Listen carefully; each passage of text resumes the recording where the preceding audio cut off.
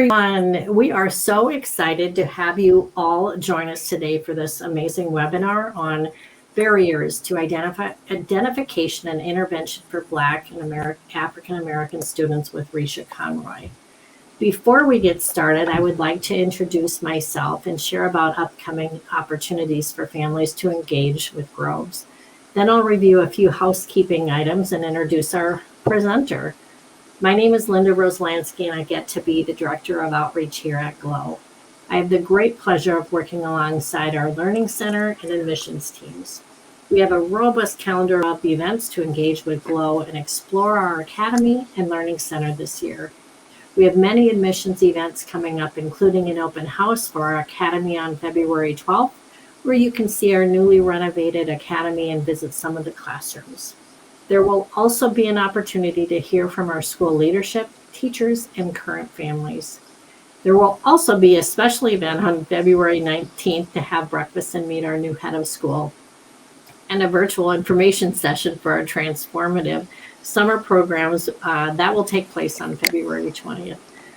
More information and more events in our GLOW Education series are also coming up. So you can see we have a lot going on and encourage you to join us, whatever works with your schedule and interests. To register and see all of our upcoming events, please visit our website. So a few housekeeping items to help us stay on schedule. Your camera and the microphone have been turned off. Our speaker will take questions at the end of our presentation. Please use the chat function to submit your questions. You will notice the conversation chat bubbles at the top of your screen.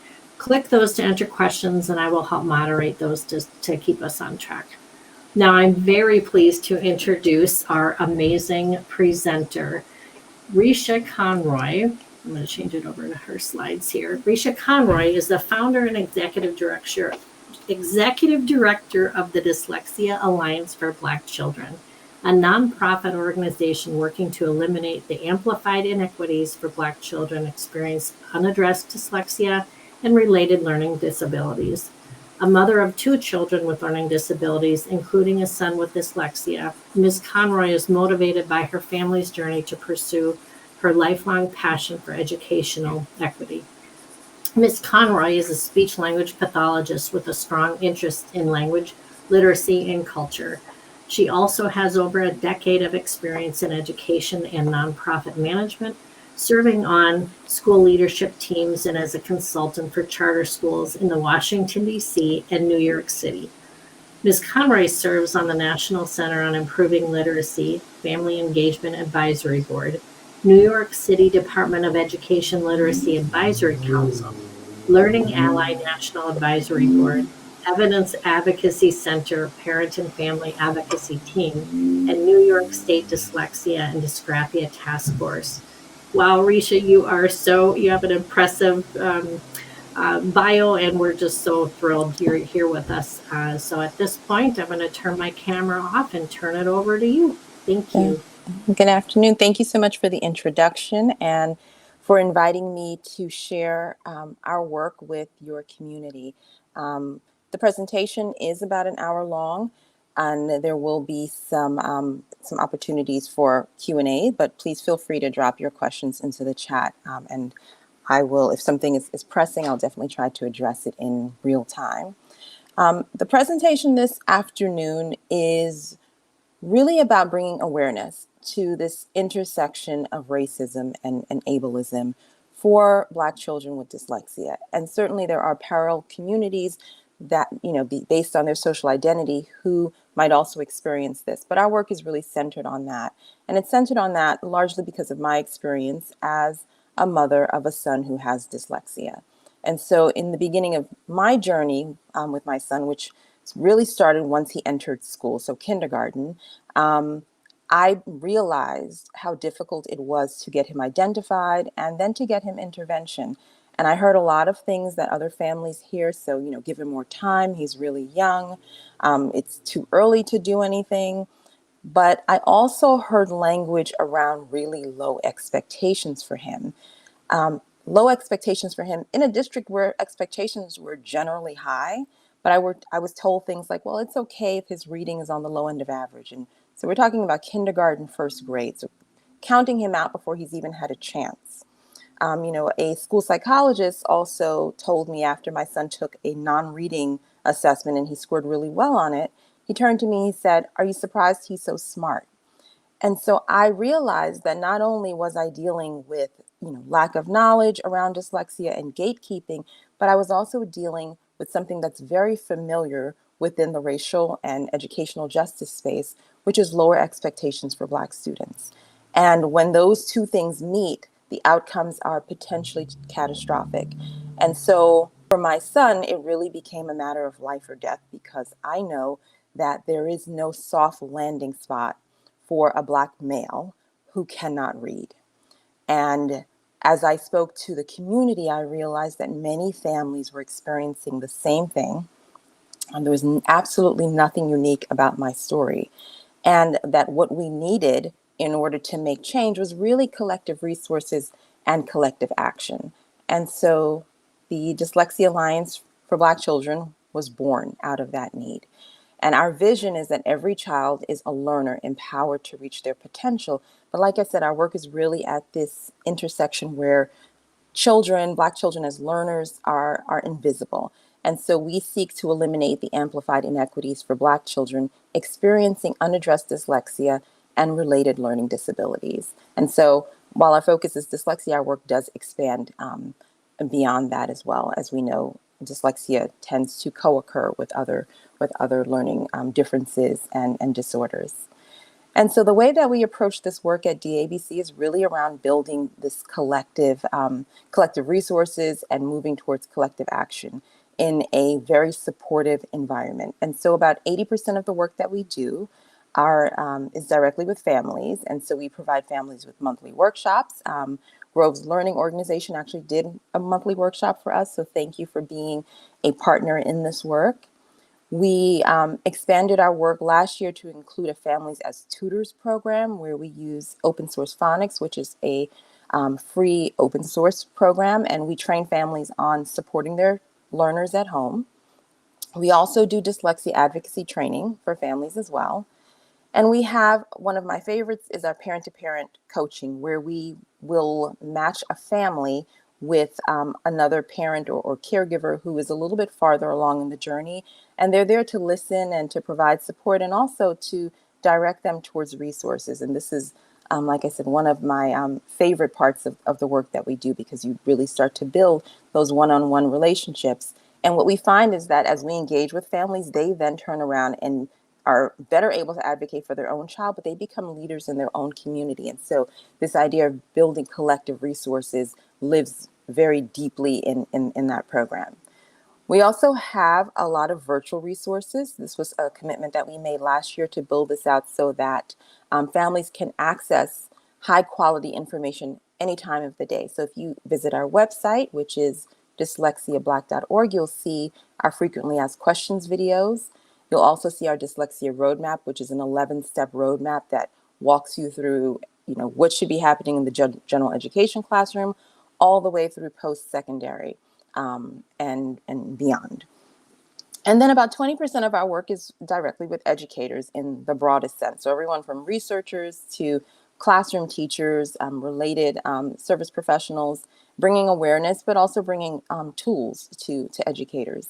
And so we do have an annual conference, and then we do educator workshops. And of course, we do lots of presentations like this one to really raise awareness. So today's agenda, there's a lot packed into this hour, but we've already done the welcome. We're going to talk a bit about the national literacy crisis, which many of you are familiar with. And then we're going to talk about the intersection. So we're going to look both at historical factors, and we're also going to look at how social identity can compound the issue. Then we're going to look at measures of outcomes as really a way for us to see whether or not we are approaching educational justice. And then we're going to talk a little bit more specifically about the Black dyslexic and invisible child who might be in your classroom or in your community. And then interventions and barriers to intervention. And then we'll have some key takeaways. And like I said, at the end, we will have some time for questions and answers or even comments. So a wonderful place to start is with a quote. And if you've attended any of my workshops, you'll know that I really do like to quote Frederick Douglass, which is pretty popular in the literacy spaces. And he, of course, could be considered to be a literacy warrior. We know that his freedom from enslavement was largely rested on his ability to read and to interact with the written word in a critical way, so that he was questioned his own circumstances and also connected his circumstances to others across the globe.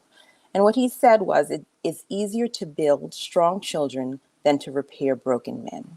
And this resonates very deeply for me because many of our children are sitting in classrooms where they're breaking, right? So if you're sitting in a classroom and you cannot read, and you're having difficulty accessing literacy, and you are unable to engage with the written word of the curriculum, it fractures your self-esteem and your self-worth. And all of that compounds to lead to these catastrophic outcomes. So the demand and the call to action is really for us to not break our children, to build them up.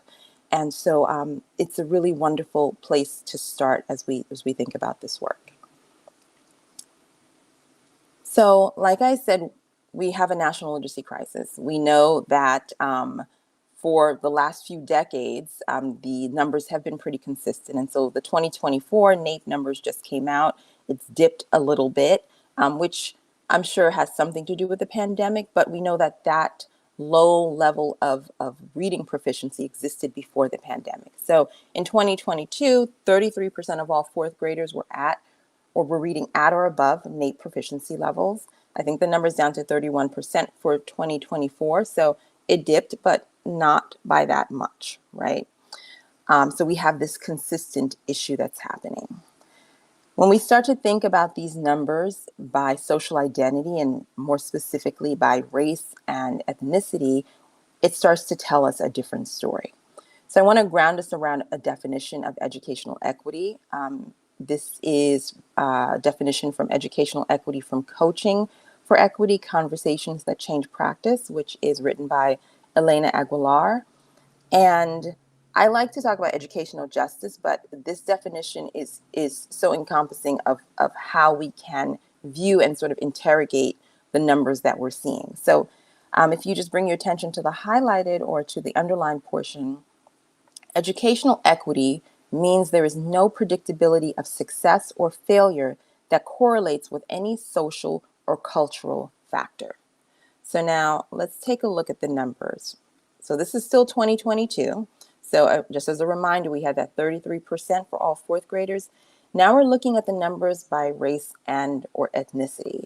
So for Asian or Pacific Islander fourth graders, it's a little bit more than half that are reading at that proficient level. So 56%, which isn't great, but it's better than the national average. For white fourth graders, it dips a bit below half to 42%. And then we see it drop off, right? So it goes down to 21% for Hispanic or Latino fourth graders, drops a little bit more for American Indian or Alaska Native fourth graders, and then we see it at only 17% for Black or African American fourth graders.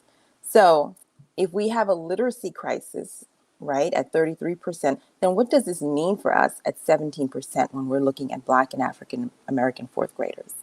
And what was really alarming for me was that this was not an alarm for everyone else, right? That we see these numbers and we are not doing enough to address this or to even understand it. And so the approach and the lens that I'm going to use today is going to help us to dive more deeply into understanding these numbers. Now, when we look at these numbers by disability, this is still 2022. Here we have our 33% for all fourth graders. And then when we're talking about fourth graders with disabilities, it drops down to 9%, right? So imagine now if you're a Black fourth grader who also has a disability, the number is going to be even lower than 9%. But this starts to tell us how those overlapping social identities can worsen the outcomes for students. And so when we look at these numbers, we see that there are students in our buildings that we have consistently been failing for decades. And again, no alarms are being raised around this. Now we can add another social identity, social economic status, to this. And so the graph that you see here is actually from 2019, but again, like I said, the numbers are pretty consistent. If you are looking at fourth graders who are Black and who are eligible for free lunch, which is the mark that I used for poverty, it drops to 13%, right? So we had that 17% for all. Now it's down to 13% if you're living below the poverty level. If you are not eligible for free reduced lunch, then it goes up. It goes up to 26%. So here we see that within this group, there's a difference if you have a little bit more money, but the number is still really low. Now, when we're looking at white fourth graders, again, within this group, you see that there's a difference if you have some money, right? So if you're eligible for free or reduced lunch, it's only 29% that are reading at or above proficiency, and then it jumps up to 54%. So when I look at this, the first big takeaway is that money matters, right? Obviously, it's going to give you more access to resources and more access to support. But when we look at the numbers across groups, we see that we're not seeing a lot of difference in terms of the impact of having more resources. And so when I see this graph, I often think about Isabella Wilkinson's work. She's the author of the book Caste, which was subsequently turned into a movie. And what she talks about is a racial hierarchy within the United States. It exists across the world and other places as well. What she means when she says a racial hierarchy is that when you sort of infuse different protective factors, you'll see gains within groups. So here we see a gain from 13 to 26%, a gain from 29 to 54%, but you don't see gains across groups, right? Because there is a system, a racial hierarchy that really has other external factors that's limiting that. And so I ask us to think deeply about this, especially in this day and age where we're talking about, well, if we just think about socioeconomic status, we can correct everything. Race is still a factor. There's something else happening here. So literacy, we know, is a protective factor. And I like to ground us around this and to even think back to my experience and to the experience of other families that are part of our community that I have conversations with. And so for my son, when he entered school, I knew that I was going to have to advocate for him as a Black boy in the public education system, a system that has not served our students very well. What I did not realize was that I was going to have to advocate for his basic right to be taught to read. And when I saw that he was not acquiring his reading skills, it really was terrifying for me because I knew this was one protective factor that he might not have that could definitely open the door for more adverse outcomes for him. And so, again, this is information that many of you might know, but we know the impact of reading proficiency by fourth grade. So if a child who reaches fourth grade and they're not reading proficiently, they're more likely to drop out of school, right? So I want you to start thinking about these compounding factors, right? What does this mean for my son? We also saw that in a study that was done in 1996, which is, a few years ago, although I don't think there's much change, that when they looked at the population of homeless young people, 52% of them showed symptoms of a learning disability. And of course, we know that dyslexia is the most frequent occurring learning disability. About 80% of those who have learning disabilities have dyslexia. And this number of 52% is much greater than the general population. So our young people who have low literacy or who are not reading, who have dyslexia, are facing these adverse outcomes, right? So homelessness. We also know that we see individuals who have the characteristics of dyslexia overrepresented among incarcerated adults. And in fact, in our juvenile justice system as well. But the study out of Texas, and there are other studies in other prison systems as well, showed that 80% of prison inmates were functionally illiterate. And then when they looked at that number more closely, more than half of them had skills that were consistent with a dyslexia diagnosis. So when we don't infuse literacy as a protective factor in our classrooms, our students end up with these adverse outcomes. And it's going to disproportionately impact some communities more than others.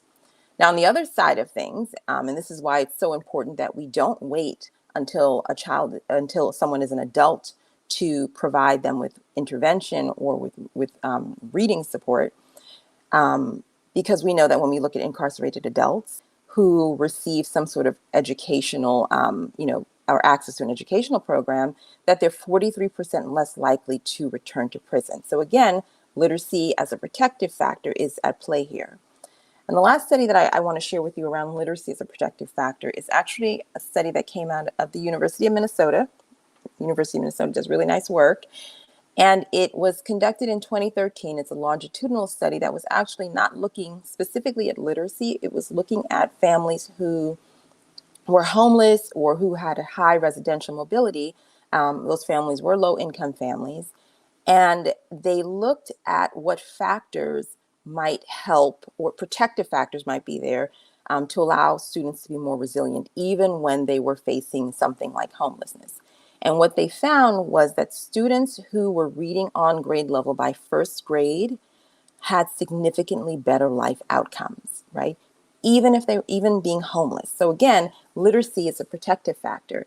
And for our students who have social identities that very often lead to other adverse outcomes, it really is non-negotiable that we ensure that they are literate. So, of course, what we see happening today did not begin today.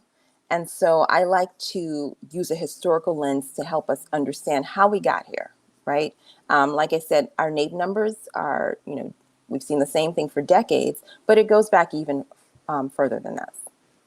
So we have in the United States this period of 1619 to 1865, the period of enslavement of Africans and African Americans. And during this period of time, there was something that existed that was called the anti-literacy laws. So the anti-literacy laws came about in the 1800s. Many people think it was sparked in the southern states by the rebellion of Nat Turner, who was a literate enslaved African, and his access to the written word allowed him to not only spread his message of freedom, but also to interrogate the very text, in this case, the Bible, that said it was okay for him to be enslaved. And so anti-literacy laws were placed on the books, which made it illegal for enslaved Africans to learn to read. And if they were found reading, they could be punished with beatings, even by death. And even those who taught them to read could be punished as well with fines or other things. Now, the thing that's interesting about the anti-literacy laws is that not all enslaved Africans were prohibited from reading. So some of them were allowed to learn to, quote unquote, read, in that they were allowed to memorize whole words. So if they were conducting the business of the plantation, they might be able to read the word for sale. They were also allowed to memorize certain passages of the Bible, but they were not taught the code of the language. So they could not decode words. They could only read those words that they had been permitted to learn. And this really demonstrates so very glaringly that we've always understood the power of literacy, and that we've always understood the power of being able to break the code of the language as one of the foundational elements of true literacy. And so think about how that continues to show up in our classrooms today, right? Are we teaching our students the code of the language, or do we have anti-literacy practices still on the books? So as we move forward, we know obviously 1865, the abolishment of slavery, and we moved into this period of Jim Crow, or what we call Black codes, and of course segregation, where there was still barriers on access to education, on barriers to access to literacy. So built into the laws, right? And so I say that again because it's not built into the laws today, right? We don't have those policies, at least not right now, clearly on the books. And so we have to think about how we continue to measure that. And when we think about segregation and desegregation, it's certainly on paper open the doors to access. But we know that if we look at our communities, we still live in very segregated communities today. And so we have to think about what resources are we keeping from students who have been historically underserved. So that sets the stage for, how did we get here? Thinking about the power of literacy and who historically has not been given access to that, right? It, of course, is a complex issue. And so the other lens that I like to use is the lens of social identity. So, of course, race and ethnicity is a social identity. Race, of course, is also a social construct. So I want us to keep that in mind, that there is nothing genetically different about us, but that because it exists as a social construct, we can certainly implement policies and practices that perpetuate these sort of discrepancies that we see by race. So social identities help us to understand how the identities that we have might interact in order to shape our experiences. So I talked about my son, who is, of course, a Black boy who also has dyslexia. And so those two things, those two social identities compounding to increase his likelihood of having these sort of adverse outcomes without really targeted and specific interventions. And so when we think about this and we think about this intersection of racism and ableism, what does that look like for our Black students who are sitting in classrooms? They are facing not just this historical legacy, they are facing this deficit thinking around expectations. For our students who are sitting in classrooms who are not reading, of course, there is the potential for it to turn into behavioral issues that will, of course, be seen as more aggressive because of the adultification of Black children and other children. Latino children also fall into this, Native American children. And so facing these harsher consequences that, of course, fuel the school to prison pipeline. We have anti-Black racism, linguistic racism that I'm not going to speak as much about today, but it's really around how we perceive Black language, African American English, and its place or pushing it out of the classroom.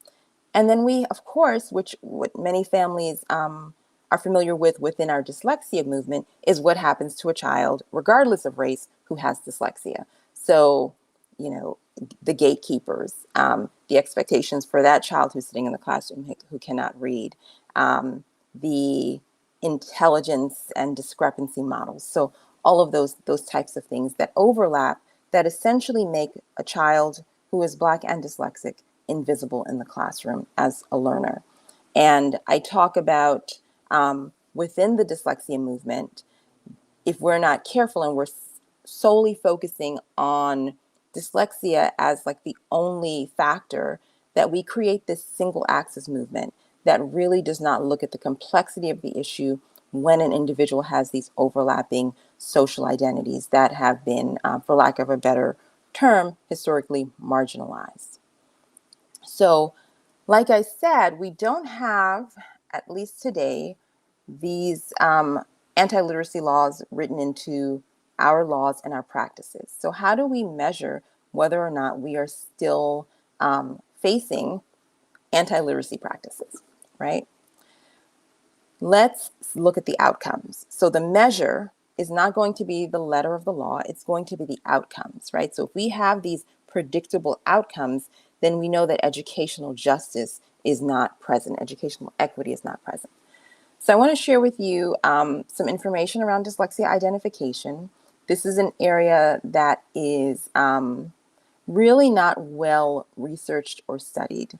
There's a lot more work to do in this area, both in terms of identifying or determining whether or not we are finding all students who have dyslexia, but then also understanding how we can ensure and put some things into place to make sure that we are finding every student. So in the state of Connecticut, and there are less than 10 states in the country that identify dyslexia within the specific learning disability.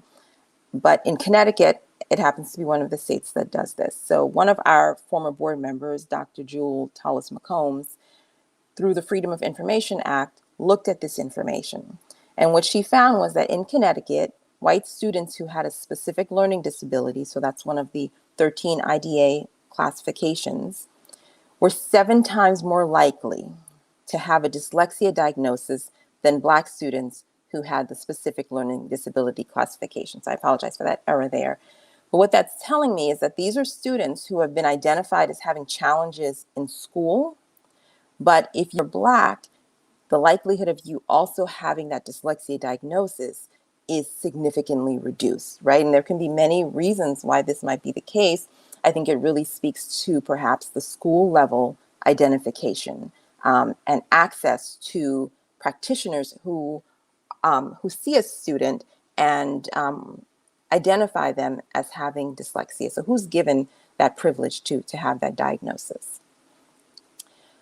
There was a study done in 2023 out of New Orleans where Dr. Cassidy, Dr. Reggio, and Dr. Shaywitz, who is with the Yale Center for Dyslexia, looked at 2 charter schools in New Orleans, and they implemented these universal screeners, which fortunately in many places are becoming required, at least in the early days or the early grade levels. And they screened more than 100 students and found that half of them presented with these characteristics of dyslexia. Now, in these schools, they were predominantly African American schools. And then they took those students and they did more diagnostic testing and confirmed that many of them actually, in fact, did have dyslexia. And so the results of this study indicate that there are many African American students sitting in our classrooms today that are being overlooked and are not being identified with dyslexia. Now, this is a really large number, so I would look even more closely at this to figure out like what else might be happening here. But it certainly shows us that if we're not looking, we're not going to find our Black students with dyslexia.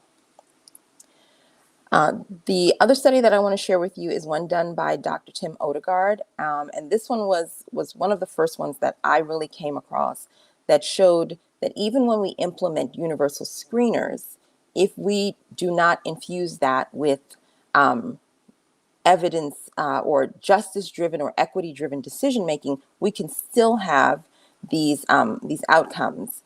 And so he looked at more than 7,000 students, second graders, who were given these universal reading screeners. And what he found was that African American and Hispanic students were less likely than Caucasian students to be identified as having dyslexia. And this was students who had the same characteristics, right? So on paper, they looked the same in terms of the screeners. And he also controlled for free and reduced lunch status. So this brings us back to our socio-economic status question. And what he found was that if you were Caucasian, it was 6% of those students. It dropped if you were Hispanic to 4%, and then it dropped even more to 3%. So universal screeners are great. They're wonderful as a first step. We have to make sure that there's equity and justice built into our decision-making process, right? Really checking for those subjective sort of factors that might come into play.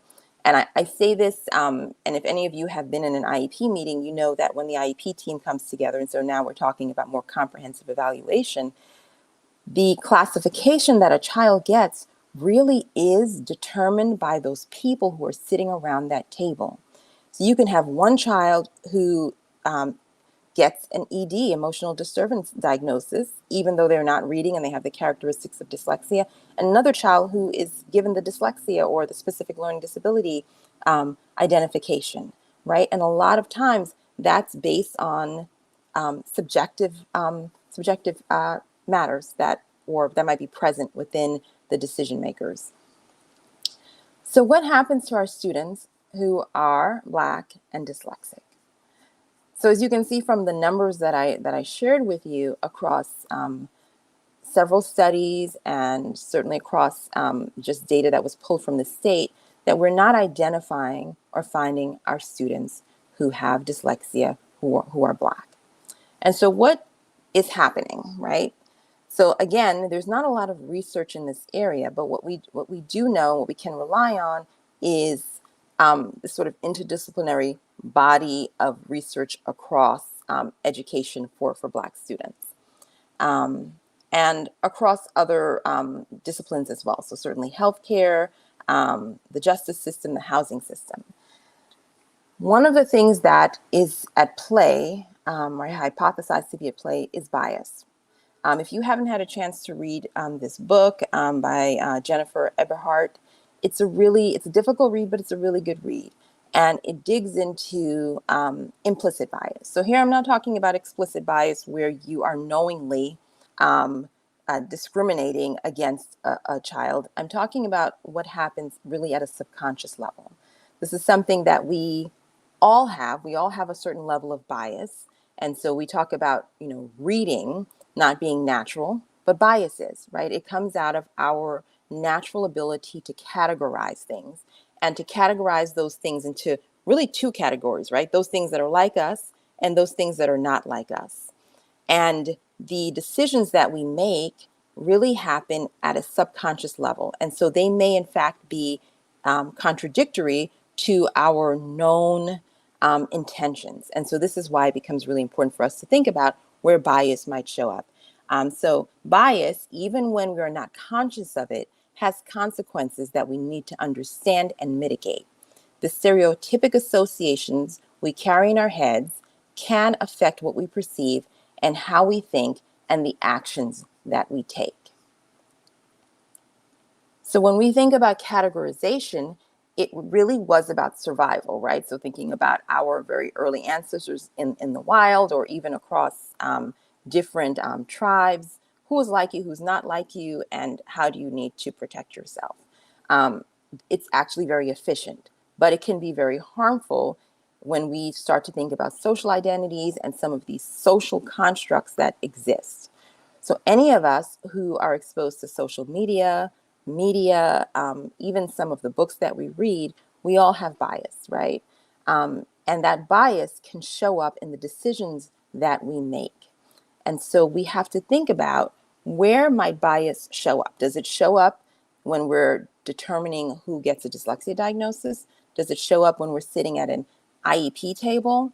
Does it show up in some of the assessments that we use? So when we think about implicit bias related to race and ethnicity, it really is the psychological residue of structural racism. And this is an unfortunate fact, but we know, and I'm not going to dig into the work of Dr. Eberhardt today. Like I said, it's a difficult read, but she talks about some of the most common stereotypes and bias that exists within the United States. Of course, many of them are false, but they're incredibly harmful.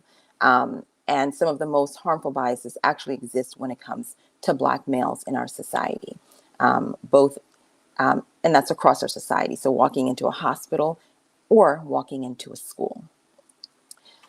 Here are just a few other studies on implicit bias within the educational system that really speaks to how we perceive students. Some of these studies occurred as early as preschool, right? So it happens very early who we determine or who we expect to be proficient readers, who we expect to be scholars in the classroom, and who we've labeled as others, right? Who we've permitted to fail. It goes back to the early charts that I showed you, where we see the discrepancies in proficiency, right? So 17% of Black students reading below proficiency means that we have made it acceptable for those students to fail.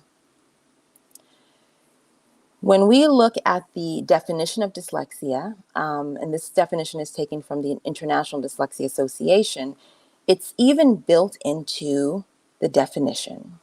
And I know that IDA is actively working on interrogating this definition and perhaps making changes to it. But when we look at the definition, it says that dyslexia is a specific learning disability, so CHAC, right? Neurobiological in origin, agreed upon. We see that on our MRI scans. We can see the differences in the brain. Unexpected in relation to other cognitive abilities and the provision of effective classroom instruction. So absolutely, we want to have effective classroom instruction. It helps us to identify those students who have dyslexia and those who are curriculum casualties. But also, it says unexpected in relation to other cognitive abilities, right? So for an educator to suspect dyslexia, the educator must first expect that a child can be taught to read. So when we think back to the history, the justification of certain groups of people having low literacy or being illiterate, who do we expect to read? What sort of bias might show up in our classrooms unintentionally around who we say is a poor reader versus a child who we say, oh, why are they not reading? Let's do an assessment. Let's dig deeper and figure out what's going on. It lends itself or leans back all the way to the history of intelligence testing. And so, like I mentioned, I'm a speech language pathologist. So in my field, Paul Broca is a big deal, right? Some of you may be familiar with Broca's area. It is an area of the brain that is responsible for speech production that he accidentally discovered. And I say accidentally discovered because he wasn't looking to understand localized functions of the brain. He was, in fact, a race scientist, right? An anthropologist who was looking for differences by race. And he wanted to build out a racial hierarchy. He wanted to prove that races were different species. And so when we think about the eugenic origin of IQ testing, we have to interrogate it as well.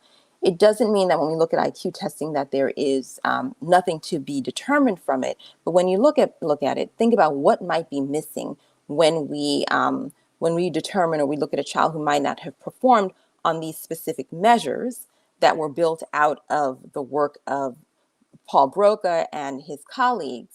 What might be missing that might indicate that this child is a child who is cognitively able to read, right? And so we have to interrogate the systems and the assessments that we're using, sometimes down to the test item, right? So as an SLP, there's certain test items that I use and that with certain populations, I can see a difference in it. And it has nothing to do with intelligence. It's based upon culture and exposure. So interrogating even at that level, because if we're not doing it at that level, we will continue to perpetuate this racial hierarchy. In the understanding and the history of dyslexia, we also see this built in terms of who or what does this profile of a dyslexic student look like, right? Or a dyslexic child look like? A definition that came out of the white middle class community. And so beginning with Adolf Kussmaul, who was a German professor of medicine, he saw this showing up in his community, which was a middle class community, and he defined it as word blindness, right? So we now know obviously that it has nothing to do with vision. In 1877, Rudolf Berlin, who was a German ophthalmologist, is actually one of the first people to say it's not a vision issue. It has something to do with the brain, right? So getting a lot closer to what we understand dyslexia to be today. Pringle Morgan was really the scientist or researcher who began to create this first profile of a dyslexic child. And his beginning research questions or thought process was really around why would a white male who comes from a highly educated background not be able to read, right? So think about that. And this shows up in healthcare as well in terms of research and how we profile or create a profile of a disease. But it also shows up in terms of how we create a profile of a language-based reading disorder like dyslexia.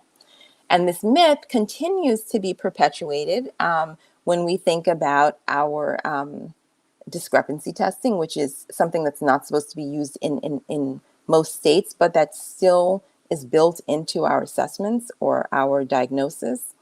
And unfortunately, it's also perpetuated in some of our specialized dyslexia schools. And so I say this with children who have attended some of those schools. What are we determining as reasons to exclude a child from being admitted? So we have to lean on other things. And there are things out there that we can use that will help us determine whether a child has dyslexia without relying on either IQ testing or on this profile. Unfortunately, it's also built into the law. So this is specific learning disability definition from the federal law, so IDEA. And I'm not going to read the first bullet because we've talked about that a bit already in terms of what dyslexia is. But the second bullet tells us what we can exclude, right? So again, think about the individuals who are sitting around an IEP table or who are reviewing a screener. What it says is that specific learning disability does not include learning problems that are primarily the result of visual, hearing, or motor abilities, which I largely agree with, right? Doesn't mean that it can't co-occur, but that certainly is something you would want to understand in terms of differentiating what's happening. It also says intellectual disability. So here I push back on how are we defining intellectual disability, right? What are our markers for that? Are we including some students who don't belong in there? It further goes on to say emotional disturbance, which is really a very controversial one in terms of who is getting that diagnosis, right? So we talked about a student who's sitting in a classroom who might be in 4th grade or 5th grade who is unable to read. It may show up as something that looks like a behavioral disorder, right? We also know that it frequently can co-occur. And there's certainly studies around this, especially when we're talking about depression, and even more so when we're talking about anxiety. However, if someone gets a classification of intellectual disability or emotional disturbance, it excludes them from the specific learning disability classification, which is where dyslexia falls. Now, even more problematic in this definition is environmental, cultural, or economic disadvantage. So as Dr. Julie Washington says, and some of you may be familiar with her, this definition basically says if you're poor and Black, you can't have dyslexia, right? So how are we interpreting this as we determine who we exclude from that definition? Now, this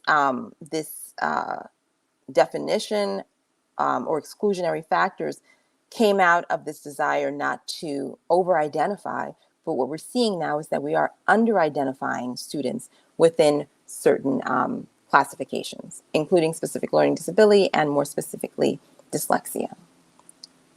So when we think about intervention, right, so provided, right, that you are fortunate enough to somewhere in this process get a dyslexia identification or diagnosis, what does that mean in terms of access to evidence-based reading instruction or intervention?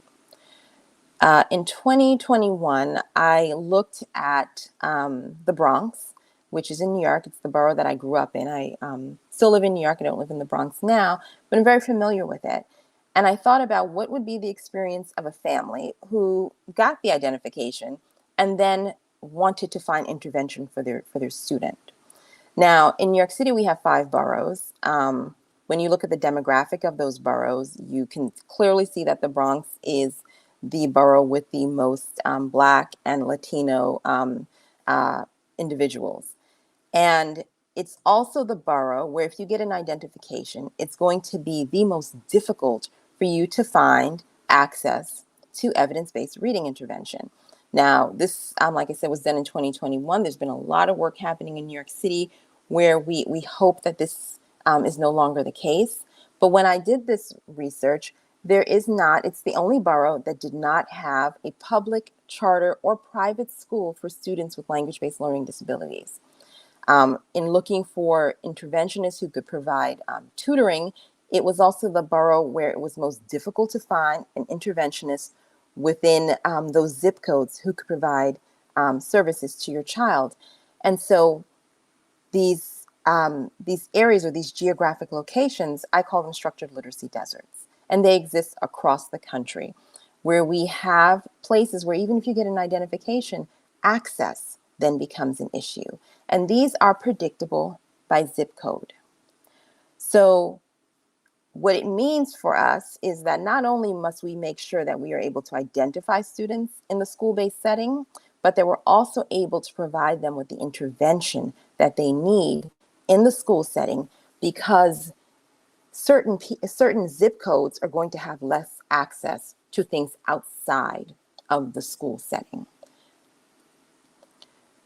I think this quote comes from an article that Dr. Nicole Patton-Terry wrote in, I think it might have been 2022, where she looked at what happens when we put the science of reading into schools that are predominantly Black or Latino. And what she said was, it will be difficult for the science of reading to thrive in conditions in which learning does not thrive, right? So what does that mean? When Dr. Nicole Patton-Terry looked at the numbers, and there's some other research around this, you can even look at some of the states where they have really begun to infuse the science of reading or evidence-based reading instruction. We see that the numbers are increasing, but there's still a gap between what's happening for Black students and for their non-Black peers, right? So it's increasing, but it's not closing this gap. And really, there's lack of a better word, right? I hate to call it gap because the onus feels misplaced there.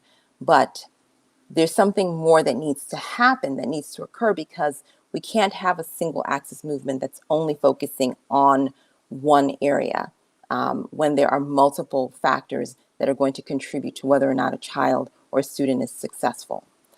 And so I want to bring us back to what is evidence-based practice. In this case, what is evidence-based literacy instruction? And so we do have the science of reading. We have this interdisciplinary body of research that tells us how we learn to read, right? Really looking at the brain, and we're in a place where fortunately we can actually look at the brain. And that certainly should be sort of our bar for where we go with instruction and intervention, but it's just one part of evidence-based practice, right? So this evidence-based practice model does come out of the healthcare system. It includes the research. It also includes educator and clinical expertise, right? So is the educator or interventionist or diagnostician able to interrogate the research and apply it to the students that they're working with? And this might mean that you're able to apply it. It might mean that you have to turn to a colleague to apply it. But you want to say, okay, this is the research. How does it work in my school? A few years ago, so this was pre-COVID, I was listening to a presentation that was given by a head of one of the leading specialized private schools around their school model. And the school is predominantly white. It's predominantly individuals who are affluent. And what he said was, the model that we have works really well. We know it works. We know that the profile of the students that we accept.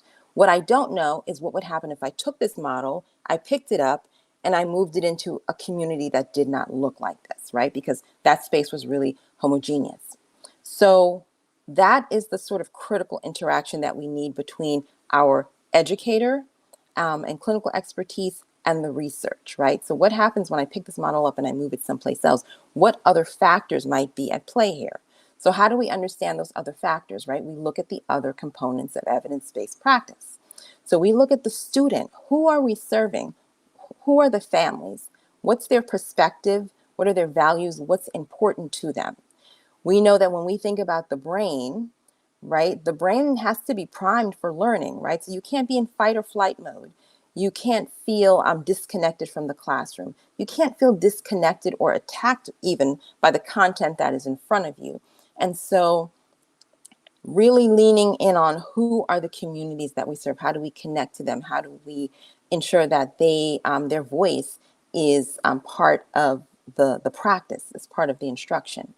And all of this happens within an environment and organizational context, right? So if you're in a private school versus a public school, things are going to look different. If you're in a district that is actively adopting evidence-based practices, it's going to look different than a district that's still relying on practices that that we know don't work, right? So things like guessing or cueing as the primary way of teaching or building decoding skills.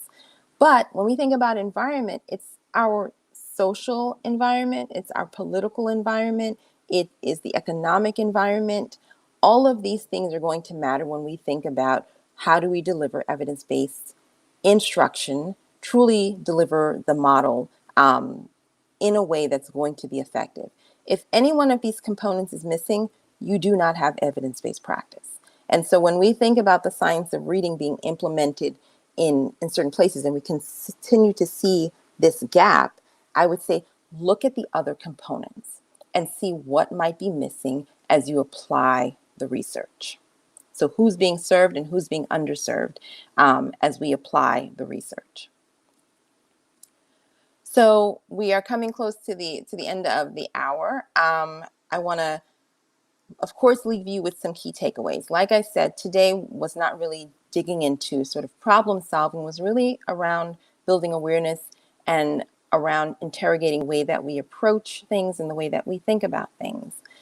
What we know is that bias does show up, right? So consider where it might show up and how you can address it. Universal screeners are wonderful. They should be part of the practice that we have in every school building. Of course, we need to interrogate the screeners that we use, but we also want to make sure that after that screener happens, what are we doing next? And are we doing it consistently for all students? Are there some students that are being missed in the decision-making practice? Now, sometimes we'll say equity-driven decision-making. Here I'm using justice-driven decision-making. Justice is a word that really encompasses not just the present day, but also the historical wrongs that may still be showing up in the present day practices. And then, of course, fully incorporating evidence-based practice. So not just the research, but considering your own expertise and those around you, the voice and the input of your students and the community, and then the greater context that all of this is happening in.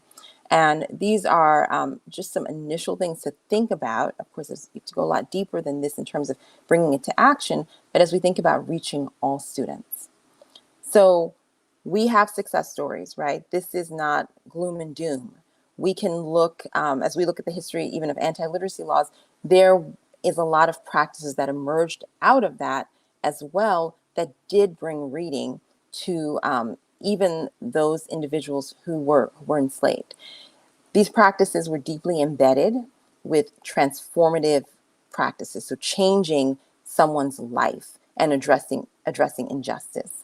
They were grounded in what really works for students. Racial justice was embedded in these policies and practices. We cannot walk away from it because it, unfortunately, has been part of the fabric of the systems that we've created. And so we need to correct that. Maybe one day, probably not in my lifetime, we'll get to a place where we can confidently say that we're not seeing inequities by race. And then we can say race doesn't matter. But until we continue to see inequities by race, it does matter. And it needs to be community-driven and centered. And this shows up, of course, and I think a really wonderful example of that is the dyslexia movement, right? A lot of this movement came from mothers who saw that their children were being failed, and they centered their children's needs and elevated it to really reach all students. So I want to leave you with just a sort of positive note and story that, again, comes out of history. So prior to the Civil War, so prior to the abolishment of slavery, only 10% of enslaved Africans were literate. Following emancipation, that number jumped up to 70%, and it remained at 70% until Jim Crow laws and Black codes really kicked in. It jumped up because there was this targeted, deliberate, purposeful effort to address racial inequity and to bring true literacy practices that affirmed individuals into communities. And we can do this again, right? There's the story of the Floating Freedom School, which I, just given time, I'm not going to go into it, but basically innovation in the way that we deliver services, right? So operating both within and without the system. I think our specialized private schools certainly are a place that does that, but how can we increase the number of students that we serve through these innovative modes? And being in a virtual space certainly does open up the opportunities to do that. Here are some researchers that some of them exist within the literacy space, some of them exist within the equity space, but I ask you to think about their research, their pedagogy as well as you think about solutions. And this will be recorded so you'll be able to take a look at these researchers again and dig more deeply into their work. And I will now open it up to questions and answers if there are any. Yeah. Oh, Resha, thank you so much. Your presentation was informative. eye-opening and inspirational for advocacy and change. I appreciate you sharing your personal story at the beginning. It's heartbreaking, and I just really appreciate you sharing that. It gives us good things to think about and consider and perspective. You shared very helpful statistics, history, and resources. I've just started the book Cast, and I'm excited to read Biased as well. So that was it. That was a great recommendation. We'll just give a little bit more time for people to put some questions in the chat. I had thought of one myself, and I recognize as a society we have work to do. We have opportunities to be part of a solution and to be part of a helpful way forward. Do you have any practical tips for us to help raise awareness at a local level? I know you're in New York and shared some things there. Just thinking of giving us some things that we might be able to do here in Minneapolis or wherever people might be joining from. So practical tips. So a lot of information was given in this presentation. You know, it starts with the individual understanding and being informed, and then sharing. So, you know, I talked about the Dyslexia Alliance for Black Children, building these communities of information and of action. Think about where you can build those communities, where you can take information and place it in the community so that it's owned by the community as a way to empower them towards change. Whatever is done always needs to be done in partnership with, right? Not done on behalf of. Certainly can be done as an ally too, but you need to include those individuals who are closest to the problem, because they're also closest to the solution. And in fact, that is, you know, like I said, evidence-based practice is having those voices present.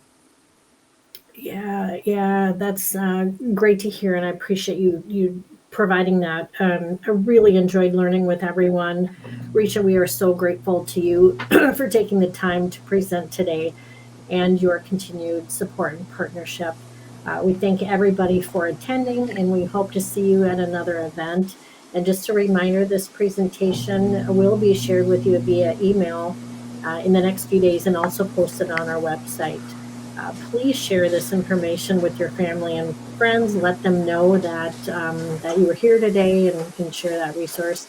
We are grateful to be a community resource, and we encourage you to reach out if you could benefit from any additional support. So thanks again, and we hope It looks like there might has, be a hand raise. Is Marjorie O'Connor? I don't know if that is. Oh, yes. Thank you for pointing that out. I don't want to close up while we are close up before we're finished with the questions. I see a raised hand. I see somebody typing in the chat. So we'll give it a couple minutes just to make sure. And if not, you know, I am accessible via email. If anyone wants to follow up, here's my contact information. I'm not sure if everyone can still see the screen or not. Oh, yes. Thank you for that. I still see some typing, so we'll give it a little bit more time.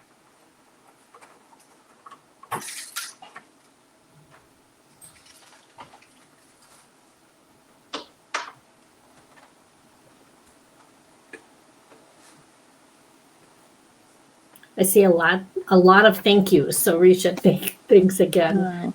Well, thank you to everyone for being here. Yeah, absolutely. I think we will wrap it up, and we've got information as Risha has on the screen. Oh, there we do have a question here. Risha, can you see that? Yes, I do. Okay. And so this question actually comes up a lot. So the question is, I'll just read it so everyone knows what it is. We've heard before that the African American community may not be open to considering a dyslexia diagnosis. Do you find any concern about a diagnosis? So I think, you know, I mentioned the lenses that I use when I think about this, right? So there's the historical lens, there's the lens of social identity. I would lean back on both of those in terms of like understanding what might be happening. So historically, special education has not been a place that has served most students very well. It has certainly not been a place that has served African American students very well. So the hesitance to have a label or a diagnosis really is informed by experience, right? What we know to be true. And so it starts off with acknowledging that that is a truth, right?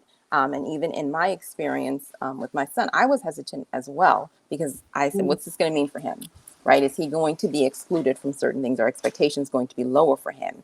The only way that I was able to ensure that that wasn't the case was because I was informed about how I can use the law and the system to ensure that he received an appropriate education. And then also to be able to build up support and resources to do that. The system is not transparent, right? If you're in an environment, an organization where you can make it transparent, that's really helpful for parents to understand what it means long term for their student. But in the absence of that, it is really giving families as much information. And then thinking about, if they don't want the diagnosis, what other options are there for them to access intervention, right? So we have, many families who have resources that might say, I don't want the diagnosis. I'm going to send my child to a tutor, right? Or I'm going to send my child to a specialized school where, everyone will know they're smart, but they're still getting access.